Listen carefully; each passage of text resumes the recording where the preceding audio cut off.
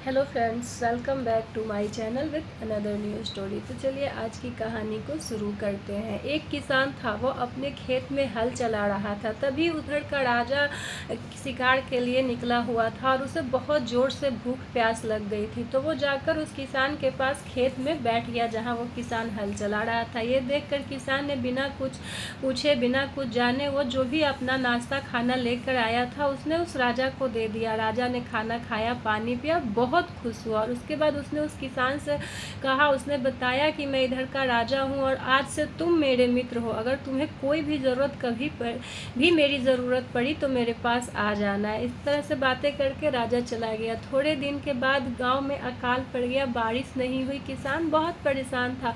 तभी उसकी पत्नी ने उसको याद दिलाया कि एक राजा जो आपका दोस्त है, आप उसके पास क्यों नहीं जाते, आप राजा के पास जाके मदद मांग लीजिए। राजा के पास गया किसान, अपनी पत्नी की बात मानते हुए राजा के पास गया। किसान को देखकर राजा बहुत खुश हुआ और उसकी ईमानदारी से भी वो पहले से ही खुश था, क्योंकि उसने उसकी भूख प्यास मिटाई थी, खाना दिया था, पानी दिया था, तो वो पहले से भी खुश था।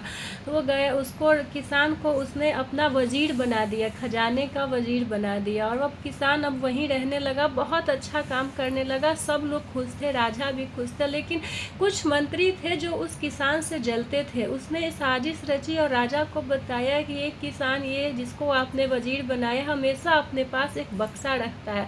हम लोगों को लगता है कि यह जरूर खजाने से कुछ चुराता है और अपने बक्से में जमा करता है। राजा ने भी ये सोचकर, राजा को उस पर शक हो गया, तो उस किसान को बुलाया और उसने कहा कि ऐसी ऐसी बातें हुई हैं, तुम कल के सभा में अपना बक्सा लेकर आना। किसान बक्सा लेकर तो आया, लेकिन वो खुश नहीं था राजा के इस बर्ताव से। बक्सा खोल कर दिखाया, बक्सा खोलते ही सब सन्न रह गए, क्योंकि उसमें सिर्फ किसान की पहले के कपड़े थे, फटी पुरानी जूती जो पहनता था वो पहले, वो सब था।